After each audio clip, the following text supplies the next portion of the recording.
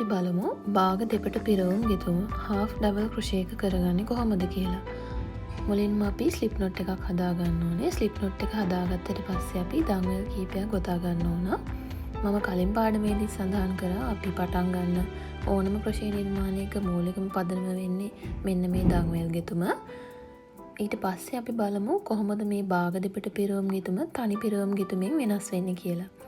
ඔයාලට මතක ඇති අපි තනි පිරවුම් ගෙතුමේදී මූලිකවම දඟවල් පෙළිය ගොතලා අපි පටන් ගන්නකොට ස්කිප් කරේ එක චේන් එකයි.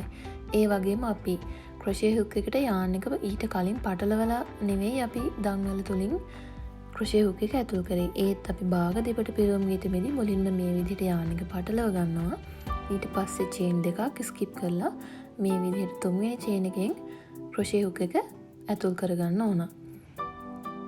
ඊට පස්සේ ආයෙත් අපි එකපාරක් yarn එක පටලලා මේ විදිහට loop එකක් ආපස්සට ඇදලා අර ගන්නවා. එතකොට ඔයාලට පේනවා loop 3ක් තියෙනවා crochet hook එකේ.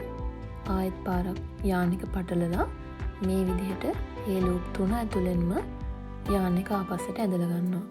මේ පියවර තමයි ඔයාලට භාග දෙපට පිරවුම් ගෙතුමේදී කරන්න තියෙන්නේ. අපි බලමු දෙවෙනි චේන් එකේදීත් මේ පියවරමයි. මේ විදිහට loop 3ක් හදාගත්තා. loop 3 ඇතුළෙන්ම yarn එක පටලලා මේ විදිහට yarn එක ආපස්සට ඇදලා ගන්න. අපි බලමු කොහොමද මේ දඟවල් පෙළිය ඉවර වෙනකම්ම භාග දෙපට පිරවුම් ගෙතුම ගොතා ගත්තට පස්සේ තියෙන්නේ කියලා.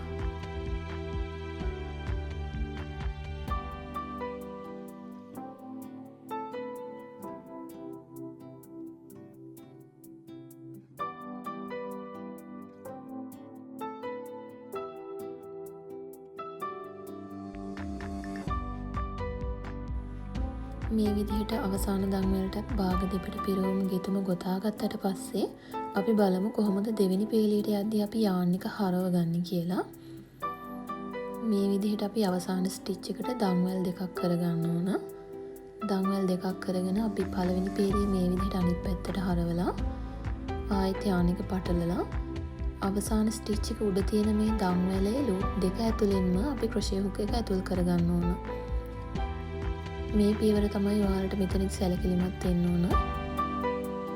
ඊට පස්සේ අපි සුපුරුදු විදිහටම භාග දෙපට පිරවුම් ගෙතුම කරගෙන යන්න ඕන. පළවෙනි පෙළියේ අපි ගොතපු හැම ස්ටිච් එකකටම දෙවෙනි පෙළිය අවසාන වෙද්දිත් අපි භාග දෙපට පිරවුම් ගෙතුම ගොතලා තියෙන්න ඕන.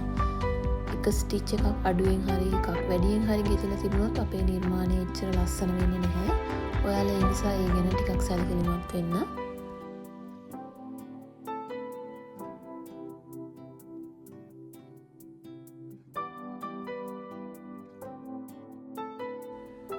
මේ විදිහට දෙවෙනි පෙළියේ අවසාන ස්ටිච් එකටත් අපි භාග දෙපට පිරවුම් ගෙතුම ගොතා ගත්තට පස්සේ අපි තුන්වෙනි පෙළියට යද්දී yarn එක හරව ගන්නෙත් අපි දෙවෙනි පෙළියට එද්දී අපි yarn එක හරවගත්ත විදිහටමයි. අවසාන ස්ටිච් එකට මේ විදිහට දඟවල් දෙකක් ගෙතුවා. නිර්මාණය අනිත් පැත්තට හරවලා සුපුරුදු විදිහටම භාග දෙපට පිරවුම් ගෙතුම ගොතාගෙන යන්න. මෙතනදිත් සැලකිලිමත් වෙන්න ඕන. අවසානෙට ගොතපු දෙවෙනි පෙළියේ තියෙන දඟවලේ උඩ තියෙන loop දෙක ඇතුළෙන්ම crochet hook එක ඇතුල් කරගන්න එක තමයි ඔයාලට මෙතනදී සැලකිලිමත් වෙන්න තියෙන්නේ.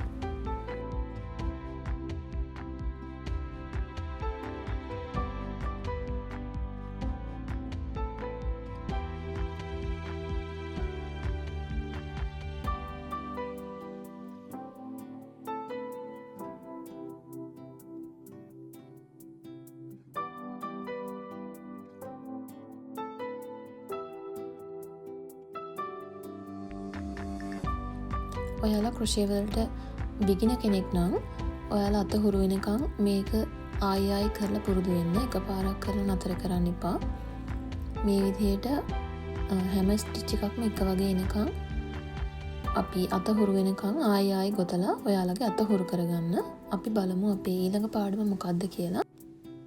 අපේ ඊළඟ පාඩම double crochet දෙපට පිරවුම් ගෙතුම. එහෙනම් අපි ඊළඟ පාඩමෙන් හම්බ වෙමු.